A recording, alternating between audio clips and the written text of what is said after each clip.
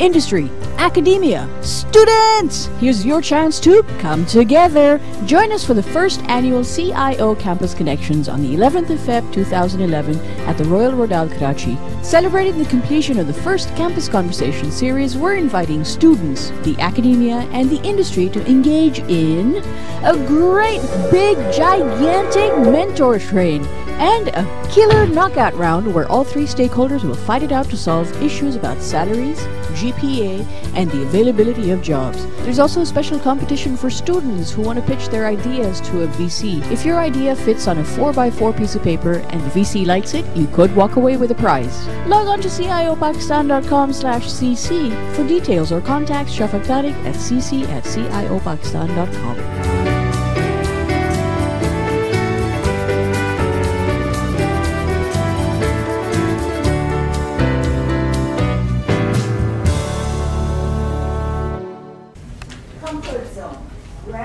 University, English accent, high salary, a job in a multinational. Why does society only reward the comfort zone? Meaning, why doesn't it take risks? That's what I'm thinking it means. Yeah. So for that, let's first see some view from students.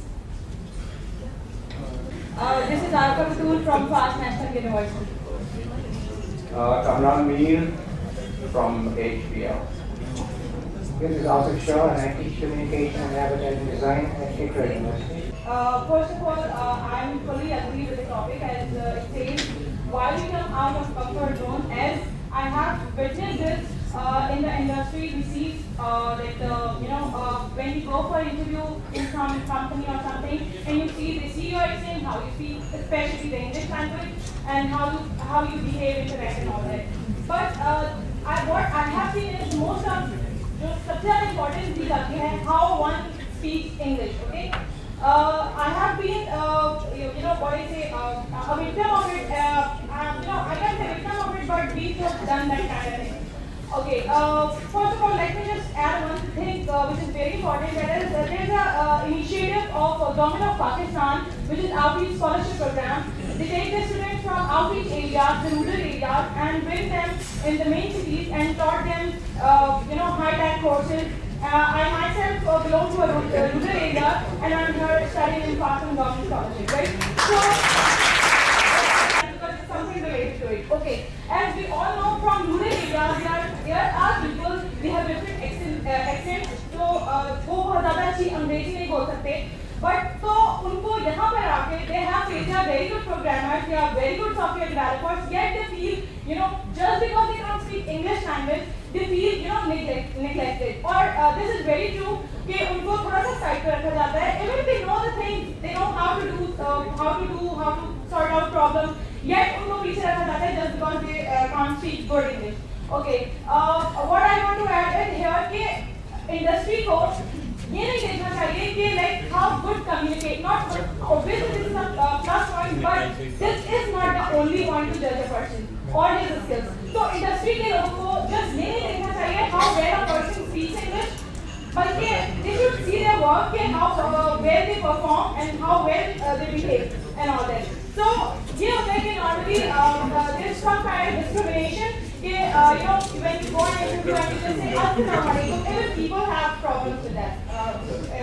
I'm sorry, but that's true.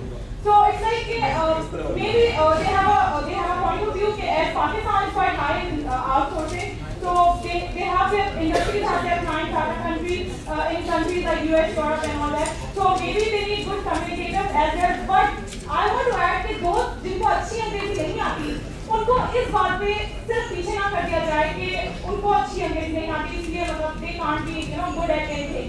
So I just want to check it. I think from what I understood, the question to be is why do companies hire people from the comfort zone? Also a little bit about why students want to work for multinationals only. So I think it's Did I go out of topic? No, I thought the topic is as why we give preferences to the people who are from comfort zone. I mean, we give preferences to them. No, you were right. Yeah. I think my answer is going to also give a small solution to yours as well. I think one of the first jobs that I had when I was 18 years old was to work with the UN in England. And the people I worked with, the students I worked with, they were from Bangladesh, China, Africa, Japan. They spoke English, they spoke their own regional languages. What they had to do was, as artists and graphic designers, was to design courses for children around the world in their own language. They had to be proficient in that language, of course. From then, when I came back to Pakistan, I teach oral communication, and I teach copyright. It's not, from what my understanding is, it's not what you say, it's how you say it. Of course, you have to have the command over the English language, but then again, in my OC class, oral communications, I have students who are not able to portray their ideas across to the teachers or to the industry people who come to hire them. Now, the industry people obviously have a first preference for people who speak English proficiently. But then again, you have people who don't speak the language very well, but are able to have ideas inside them. Now, there's that middle line that comes in. Who's able to train these people to actually communicate to the people who want the job that I have a good idea, and I want to send this idea to you. It's just that you are not comfortable with the fact that I don't speak English proficiently.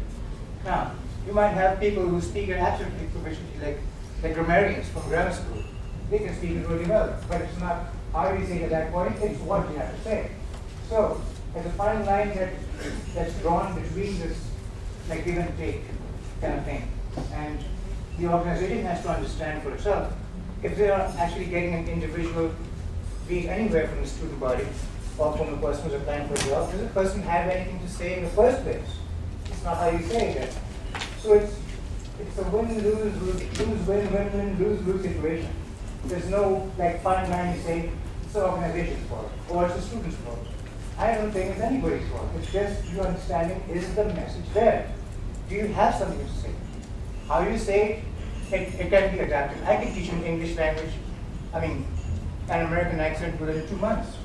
But does that mean that you have a change in your ideas, in your ideation, in your perception of what you have to say? That's up to you. Does the English language win, your accent, or the actual product which you have to say? What do you have to say? इन्होंने Valentine day का जिक्र कर दिया as soon as I entered. Now that's a classic example of this bloody comfort zone, because I didn't know what Valentine's Day when I was the age of these children. Oh, may I interrupt you? It's got nothing to do with romance at all. It's all about blood. Because it's all about bloodshed. Because Valentine was fun to be having an affair with somebody who was things closer. You will find her. Fascinating, but let's see. Yeah, so we don't want to talk about history, because then we can also talk about the history of Jesus Christ, and we don't want to do that. But that's the whole point, right? Hamare idioms and the name of the club and stuff like that. वो सब रंगे हुए हैं उसमें, लेकिन when you get into industry, you just put it aside. It doesn't belong. It doesn't appear anymore. In the industry, you have to deliver on results because you're in a commercial, cutthroat, competitive environment. And it doesn't exist the moment you probably leave your teenage years. There's no such thing as a comfort zone which you have to get out of. It isn't there. There's no such thing as a comfort zone. In an industry, you have to compete and deliver on commercial results. They don't care which language you speak or what jackets you wear and what shoes you wear. I don't care. Just because, I'm sorry to interrupt, but just because when the students, I'm just talking from the point of view of students, just because when the students appear in the interviews, so they cut out the students, even with high innovative ideas, but just because they can't speak good English. I have seen this, and I know this. I have seen this happen. Well, I think it depends on the requirements. If you're hiring somebody to teach English in a school, you're going to check for the English skills. It doesn't happen. Oh, software industry? Yes, exactly. I think they are always asking for C# and .NET and Java and Pascal. Yes, they don't say you have to speak No, English. exactly. Just because when you go to the interview, they see your communication skills as well, how well you speak English. I'm sorry if I, remind, CIU campus conversation happened in our campus, and the person from, I don't remember which software house, he clearly said that your accent has to be very good, and your GPA has to be very high and all that. So, that was really GPA तो है ना? GPA to the right. He mentioned this, that you have to be very good, accent. Yeah, some guy may have mentioned it. मेरा सही ख्याल है कि जो responsible लोग हैं, लेकिन मैं उर्दू में आ गया हूँ. I don't want to talk about it. But the point is not just कि Urdu की बात या English की बात. It's a trajectory. You go to this kind of university, you speak the language which is English. you look a certain way, and then that means that you will get a high-paying job in a multinational. Well, yes, that's what I was saying. लेकिन अगर आप multinational पे जाते हैं, वो चूँकि Western culture की embodiment होती है, इसलिए they look for those things. वो उन चीज़ों को ढूंढते हैं आप में. लेकिन multinational companies 10% है हमारी economy में. They are very big. लेकिन they only employ 10% of the workforce. 90% of the workforce is not working in multinationals, and the managers and the CEOs and the boards of those companies, I don't think they are going to be stupid enough to let go of good people just because they can't speak English. Software industry में तो ये trend है ही नहीं. इतने मेरे उस्ताद बैठे हुए हैं यहाँ पे, मुझे second करें आप लोग. ये कहाँ है trend software industry में? Actually, I've seen this happen. Seen this happen. Not my personal experience, but from some friends I have heard. Like they went for interview for some. Multinational में होगा. No, not. I'm not talking about. क्योंकि वो तो embodiment है. The Pakistani companies who are outsourcing, but they are just outsourcing. So well, if they are outsourcing for a call center, then they will actually teach you to speak in the American accent. That's the requirement of the job.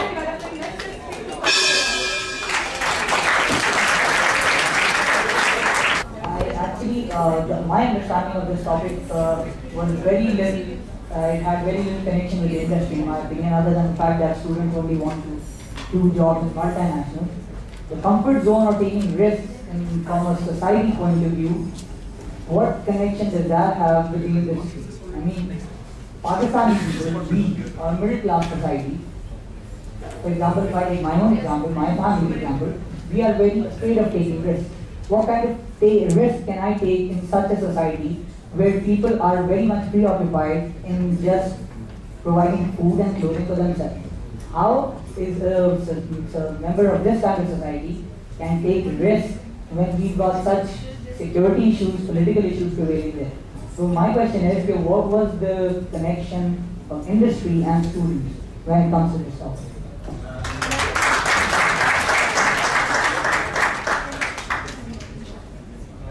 I do want to respond. The five hypotheses are actually things that all of students and faculty and industry members have identified that ये हमारे सबसे बड़े मसाइल हैं. This high society bit is actually pointed out. I remember we went to PF Keat and they thrashed me and they said, how dare you come in and do all high-flying English with us. I mean, that's something which seems to be an issue. If it's not an issue, we should be able to sit out there and prove or disprove, because it's all part of culture and society is what it is. Nadeem, you need to moderate. We have a couple of comments here.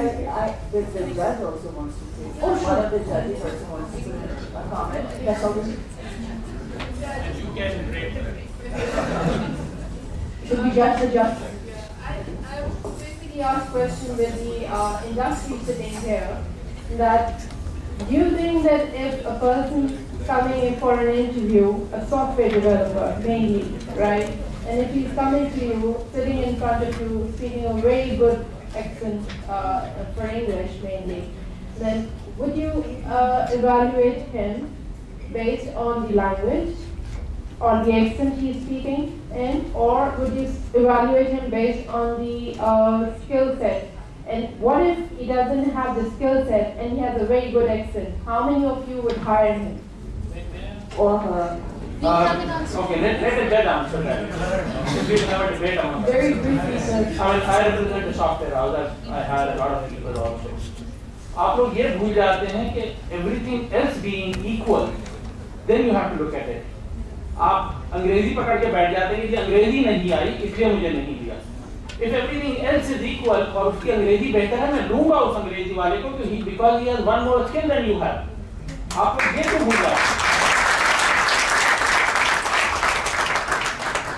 If your skills are better and वो सिर्फ अंग्रेजी आती है, I don't need that guy. But everything else being equal, अगर तो उसकी अंग्रेजी बेहतर है, मैं जरूर.